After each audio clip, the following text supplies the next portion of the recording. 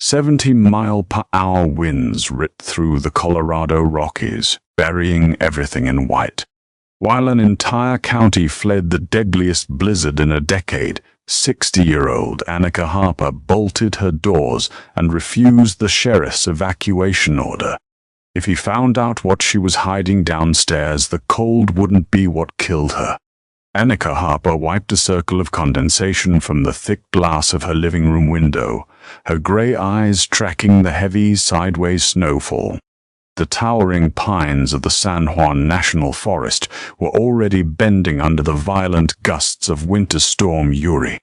It was only 2 in the afternoon, but the sky had bruised into a deep, menacing purple. The radio on her kitchen counter had been broadcasting emergency warnings for the last 48 hours. A Category 5 blizzard was closing in, promising sub-zero temperatures, feet of snow, and a 100% chance of deadly avalanches along the mountain passes. Footsteps crunched heavily on the frozen porch, followed by 3 sharp, authoritative knocks that rattled the heavy oak door. Annika stiffened. She glanced instinctively toward the hallway that led to the basement door, her heart hammering against her ribs. Taking a deep, steadying breath to compose her features, she walked to the entryway and pulled the door open just enough to see out, keeping the security chain securely engaged. Sheriff Tyler Ridge stood on the porch, his heavy winter parka already dusted with a thick layer of white. His face was red from the biting wind, and his breath plumed in the freezing air. "Annika, you need to open up and get your coat," Tyler yelled over the howling wind, leaning close to the crack in the door. "The roads are closing in less than an hour. The state plows are being pulled off the highways. I'm doing the final sweep of the valley, and you're the last one up here. We have to go now." "I'm not leaving, Tyler," Annika said, her voice steady despite the adrenaline surging through her veins. "I've lived in this cabin for 30 years. My husband built it to withstand anything the mountain throws at it. I have 3 cords of chopped wood, a pantry full of canned goods, and a full tank of propane for the backup generator. I'll be fine." Tyler frowned, his brow furrowing beneath his wool cap. "Annika, this isn't a regular winter storm. The National Weather Service is calling it a generational event. The temperature is going to drop to 40 below by midnight. If that generator fails, or if a tree comes through your roof, nobody is going to be able to reach you. Not me, not search and rescue, nobody. It's a mandatory evacuation." "Mandatory or not, I'm staying put," she insisted, tightening her grip on the edge of the door. "I'm not abandoning my home. I know how to survive a winter night." "Oh, Tyler shifted his weight, his eyes narrowing slightly as he tried to peer past her into the dimly lit cabin. Annika intentionally shifted her body to block his line of sight down the main corridor. "Look," Tyler sighed, his tone softening from an order to a plea. "I promised Arthur before he passed that I'd keep an eye on you. I can't in good conscience leave you up here alone to freeze to death. Just pack a bag. You can stay with my wife and me down in Durango until the roads are cleared." "That is incredibly kind of you, Tyler, but my answer is no," Annika said firmly. Suddenly a dull, distinct thud echoed from deep within the cabin. The sound was muffled but unmistakably out of place, like a heavy book hitting a wooden floor, followed by a faint metallic scrape. Tyler froze, his eyes snapping from Annika's face to the interior of the house. "What was that?" "All pipes," Annika lied instantly, forcing a dry cough to cover the sudden tremble in her breath. "The plumbing complains when the temperature drops this fast. I was just about to go down to the cellar and wrap them in insulation." Tyler stared at her. He had been a law enforcement officer for over 2 decades, and Annika knew he possessed an uncanny ability to detect a lie. He looked at the floorboards, then back at her face, his gaze lingering on the faint smudges of dark grease and dirt on her usually pristine wool sweater. "Annika, is there someone else in the house?" he asked, his voice dropping an octave, instinct causing his hand to rest casually near the radio on his utility belt. "Don't be ridiculous," she snapped, feigning insult to mask her panic. "Who would be foolish enough to visit me in this weather?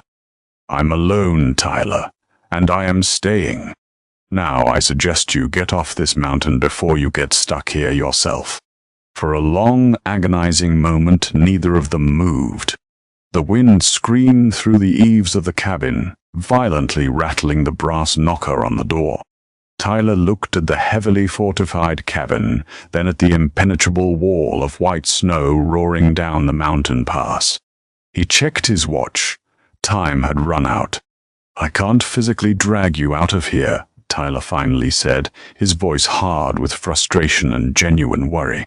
"But you're making a massive mistake. Once I cross the county line, you are entirely on your own. I won't be able to send help. I won't ask for it," Annika replied softly. Tyler shook his head, turned on his heel, and trudged off the porch, fighting the wind to reach his idling police cruiser. Annika watched through the crack in the door as the SUV's taillights disappeared into the blinding snow. Only when the sound of the engine was completely swallowed by the storm did she slam the heavy door shut, throwing the deadbolt and sliding the heavy iron bar into place. She leaned her forehead against the freezing wood, her heart pounding in her ears. She hadn't wanted to lie to Tyler. He was a good man. But good men were exactly the kind of people who ended up dead when they got involved in situations like this. Annika turned away from the door and walked quickly down the hallway. She reached the door that led to the basement, unlocked the 3 separate padlocks she had installed just 48 hours ago, and descended into the dark. The basement was a large, unfinished space that smelled of earth and old pine. In the center of the room, illuminated by the harsh glare of a single, battery-powered camping lantern, was a makeshift medical bay. Lying on a camping cot, buried beneath 3 heavy wool blankets, was a 7-year-old boy. His name was Luke. He was pale, shivering violently, and sporting a dark, ugly bruise across his right cheekbone. His left arm was wrapped in a splint Annika had fashioned from wooden stirring spoons and medical tape. Next to the cot sat a heavy, water-resistant duffel bag, securely zipped shut. "I'm sorry, sweetie," Annika whispered, hurrying to the cot and gently pressing the back of her hand against the boy's forehead. It was burning hot. "I know it's loud. The wind is just throwing a tantrum outside. Did you drop your water bottle?" Luke nodded weakly, gesturing with his good arm to the metal canteen that had rolled across the concrete floor, the source of the thud Tyler had heard. "The policeman," Luke rasped, his voice barely a whisper. "Did he come to take me back to him?" "No," Annika said fiercely, retrieving the canteen and helping the boy take a small sip. "I told you, Luke, nobody is going to take you back to that monster. As long as you are in my house, you are safe." The reality of how Luke had come to be in her basement played in Annika's mind like a waking nightmare. 2 nights ago, before the snow had started falling, Annika had been reading by the fire when she heard a horrific crash from the mountain switchback located a 1/4 mile below her property. A retired trauma nurse, she had grabbed her medical kit and a flashlight, rushing out into the freezing night. She had found a black sedan wrapped around the trunk of a massive Douglas fir. The driver, a young man named Daniel Pierce, was crushed behind the steering wheel, his injuries catastrophic.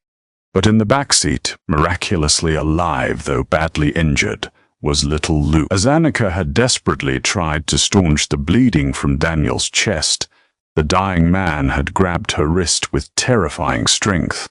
"Don't call the police," Daniel had choked out, coughing up blood. "They work for him. My father-in-law, Congressman Richard Gallagher, he killed my wife. He's going to kill Luke because Luke saw him do it. The bag. The proof is in the bag. Hide him, please." Daniel had died moments later. Annika had managed to pull Luke and the duffel bag from the wreckage just minutes before the leaking gas tank ignited. sending the car up in a fireball that consumed Daniel's body and erased the evidence of their exact location. When the local authorities eventually found the burned-out husk of the car the next morning, they assumed the driver had perished alone in the flames. Annika had taken the boy to her cabin, treating his fractured arm and concussed head with the medical supplies she always kept on hand. When she finally opened the duffel bag, she found stacks of encrypted hard drives, financial ledgers, and a chilling diary written by Daniel's late wife, detailing the congressman's vast illegal empire and his brutal, violent outbursts.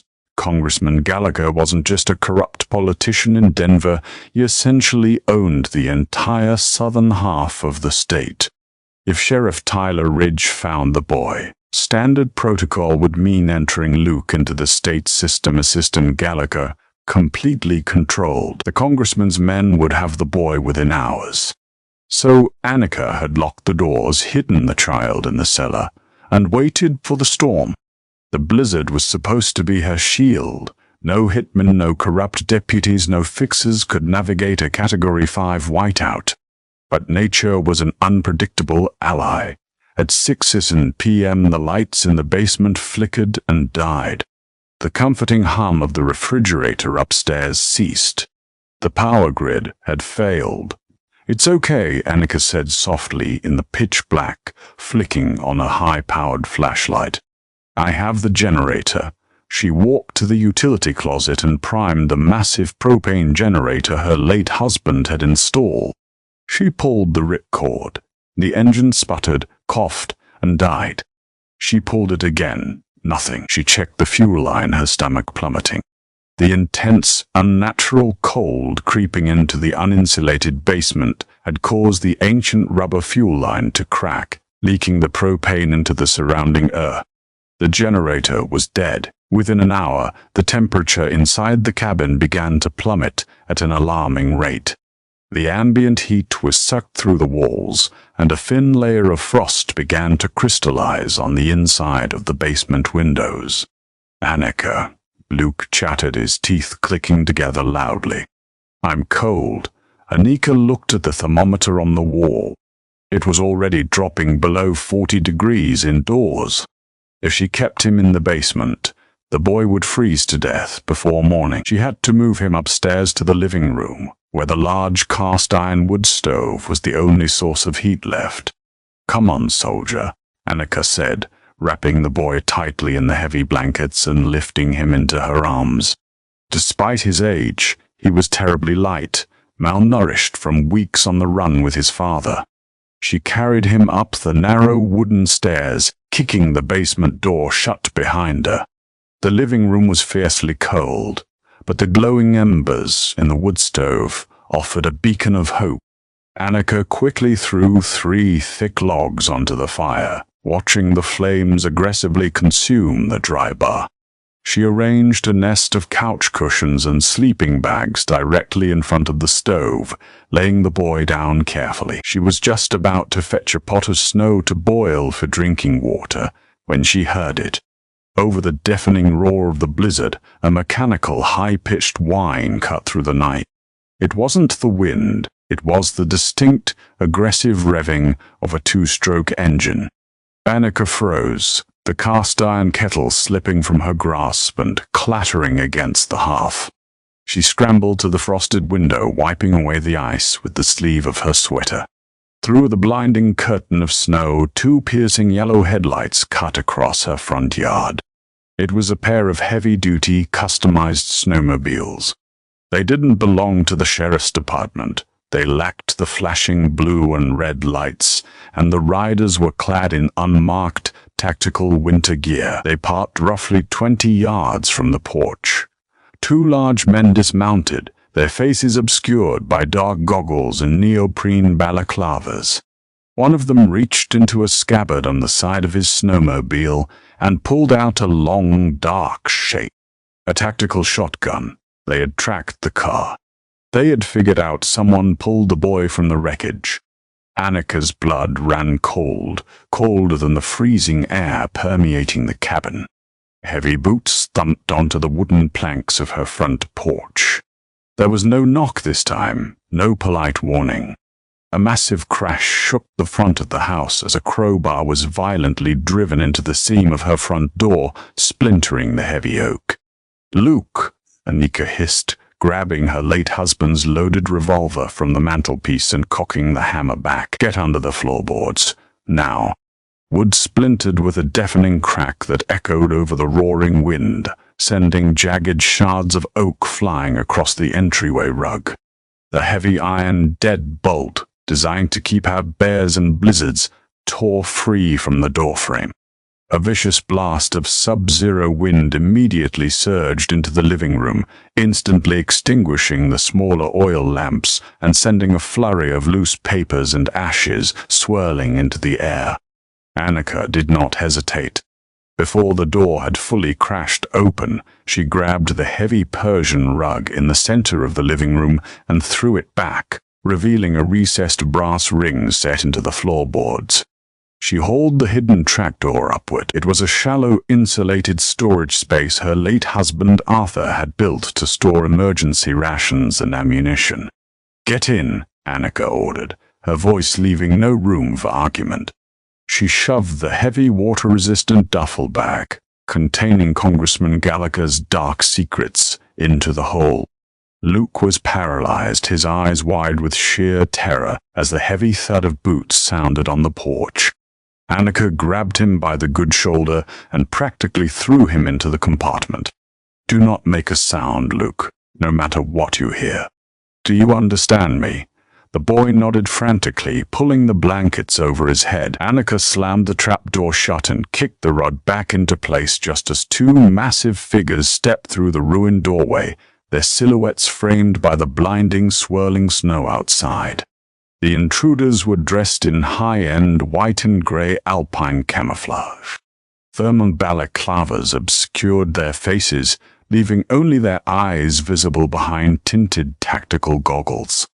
The taller of the two, a man named Carter, stepped into the living room with the fluid, calculated grace of a seasoned predator. He held a matte black tactical shotgun at his hip, sweeping the barrel across the room.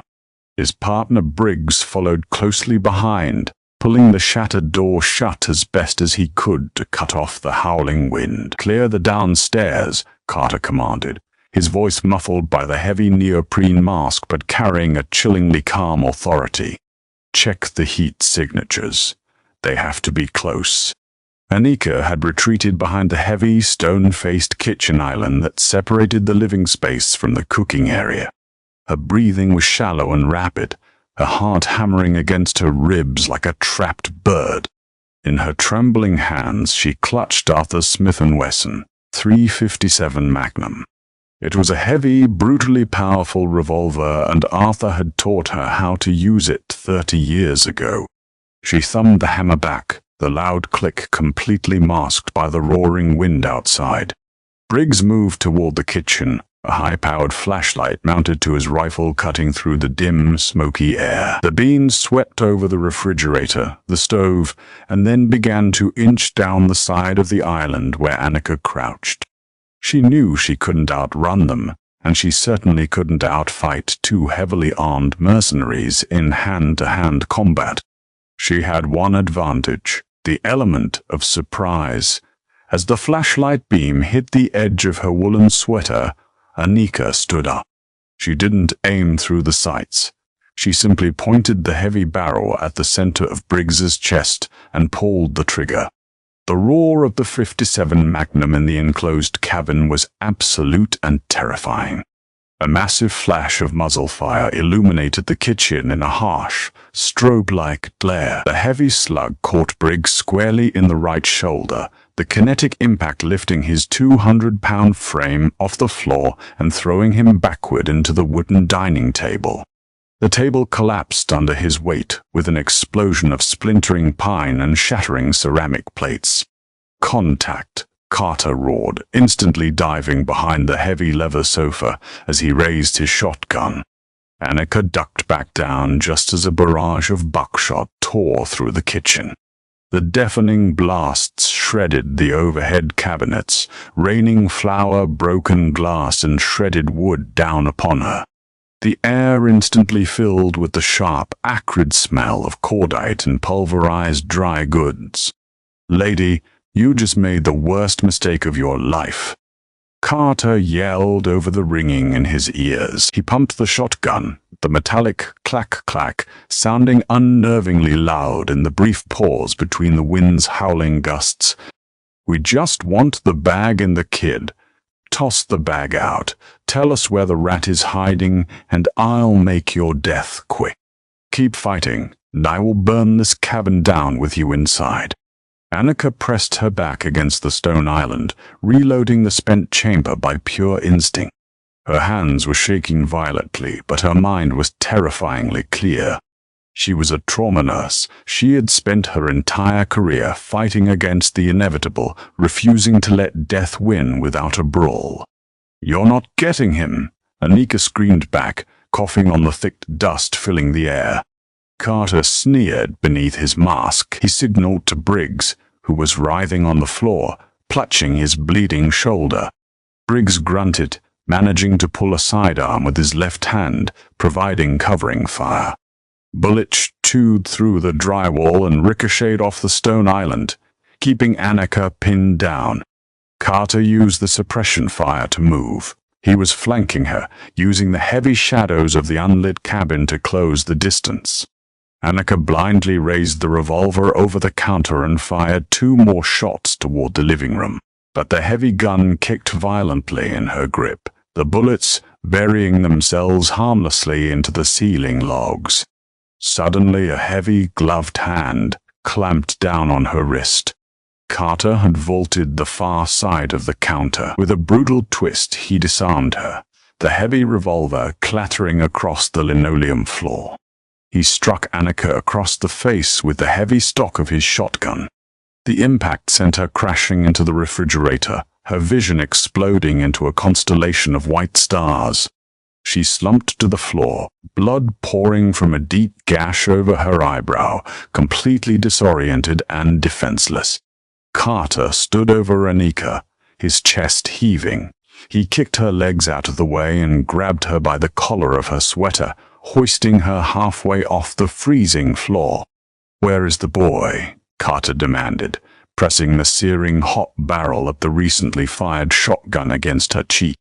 Annika spat a mouthful of blood onto his pristine white camouflage. "Go to hell," Carter chuckled dryly, wiping the blood from his gear. "I'm already there, lady. Briggs, tridge your shoulder and start tearing up the floorboards. The kid is injured. He couldn't have gone far." Briggs, pale and bleeding heavily, staggered to his feet and began kicking at the furniture, overturning chairs and throwing rugs aside. Annika's heart stopped as Briggs approached the center of the living room. He kicked the Persian rug away. The brass ring of the trapdoor gleamed in the dim firelight. "Got something here," Briggs called out, his voice strained with pain. He reached down, grasping the ring. Beneath the floor, Luke let out a soft, involuntary whimper of sheer terror. Carter smiled beneath his mask. "Pull him out. Shoot him. Grab the drives." Annika thrashed wildly in Carter's grip, kicking and clawing at his tactical vest, but she was 60 years old and he was a trained killer. He held her effortlessly, forcing her to watch as Briggs hauled the trapdoor open. Briggs raised his pistol, pointing it down into the dark recess. Then the mountain itself seemed to intervene. A massive, vibrating roar shook the very foundation of the cabin, distinctly different from the wind. It sounded like a freight train was barreling directly through the living room. Before Carter could even turn his head toward the window, the front wall of the cabin exploded inward. A massive 12-ton County Snowcatter heavy-duty tracked vehicle designed for alpine rescues smashed through the front porch and drove directly into the living room, crushing the remnants of the front door and the structural beams into kindling. The vehicle's massive steel plow violently struck Briggs, launching the injured mercenary through the air and sending him crashing through a glass window into the blizzard outside, where the sub-zero cold instantly swallowed him. Carter dropped Annika in shock, raising his shotgun toward the massive yellow machine now idling directly inside the ruined living room. The driver's side door of the Snowcat kicked open, and Sheriff Tyler Ridge stepped out onto the treads. Tyler wasn't holding his standard police-issue sidearm. He was holding a short-barreled AR-15 patrol rifle, and he looked furious. "Drop it," Tyler roared over the idling diesel engine. Carter didn't hesitate. He swung the shotgun toward the sheriff and fired. The buckshot peppered the heavy steel door of the Snowcat, showering Tyler with sparks but failing to penetrate the armor. Tyler returned fire instantly, 3 sharp, controlled bursts echoing through the destroyed cabin. The rounds struck Carter squarely in the chest. The mercenary staggered backward, his armor absorbing the brunt of the impact, but the sheer force knocked the wind out of him. He stumbled, tripping over the heavy coffee table, and fell hard onto his back. Before he could raise his weapon again, Tyler leaped from the treads, clearing the distance in 3 long strides, and kicked the shotgun out of Carter's hands. He leveled his rifle directly at the mercenary's head. "Don't even twitch," Tyler warned, his voice deadly calm. Carter slowly raised his hands in surrender. Annika crawled toward the trapdoor, ignoring the searing pain in her head, and reached down into the dark. Luke, honey, are you okay?" Small, trembling hands reached up, and Annika pulled the terrified boy out of the hole, wrapping him tightly in her arms. She pulled the duffel bag out right after him. Tyler looked at the boy, then at the heavy tactical gear of the man on the floor, and finally at Annika. The sheriff's face was a mixture of absolute shock and dawning comprehension. "You lied to me," Tyler said softly, never taking his eyes or his rifle off Carter. "I had to, Tyler," Annika said, her voice shaking as she clutched Luke to her chest. "They killed his father. The people looking for him. They own the police. They own the judges. If I told you, you would have entered him into the cistern, and they would have found him." Tyler glanced at the dark duffel bag. "What's in the bag, Annika?" "Proof," Carter rasped from the floor, coughing heavily. "Proof that's going to get you all killed. You think stopping me changes anything? Congressman Gallagher won't stop. He'll send an army up this mountain as soon as the snow clears." Tyler stared at the mercenary for a long moment. He had been a lawman in this county for 25 years. He had seen corruption. He had seen money change hands in dark alleys, but he had never believed it reached this far, this deep into the blood and bones of Colorado. He looked at the terrified 7-year-old boy, bleeding in the arms of an elderly woman who had risked everything to protect him. Tyler reached down and grabbed Carter by the heavy tactical vest and dragged him roughly toward the rear of the Snowcat. He produced a pair of heavy steel handcuffs and secured the mercenary to the heavy steel tow winch, confiscating all his communication gear and weapons. "Let him freeze out here," Tyler muttered, walking back toward Annika and Luke. "The cabin is compromised. We have a few hours of fuel left in the Snowcat, and the heater works perfectly. Get your things, Annika. We need to leave." "Where are we going?" Annika asked, grabbing Luke's heavy coat and the duffel bag. "You heard him. The local authorities are compromised. There is nowhere in the state that is safe." "We aren't going to the local authorities," Tyler said, his jaw set in a hard line. "I have a brother operating out of the FBI field office in Salt Lake City. He owes me his life. We're going to bypass the entire state of Colorado. We're taking this mountain pass all the way to the Utah border." Annika looked around her ruined home. The wind was howling through the massive hole where her front door used to be, burying her living room in deep drifts of white snow. 30 years of memories of a life built with Arthur were covered in frost and debris. She felt a profound ache in her chest, but as she looked down at Luke, who was clinging to her hand with a vice-like grip, the ache faded into resolve. "Okay," Annika said, zipping her heavy winter coat. "Let's go." They climbed into the warm, secure cab of the Snowcat. Tyler engaged the heavy hydraulic gears, and the massive machine slowly backed out of the ruined cabin. As they turned toward the treacherous, snow-blind mountain pass, Anika looked back one last time. The cabin was disappearing into the whiteout, a silent tomb for a life she was leaving behind. But as the heavy heater of the Snowcat blasted warm air over them, and Luke finally closed his exhausted eyes, Anika knew she had made the right choice.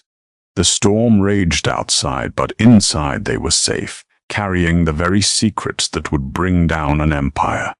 If you enjoyed this intense survival drama and want to hear more thrilling, edge-of-your-seat stories just like it, please smash that like button.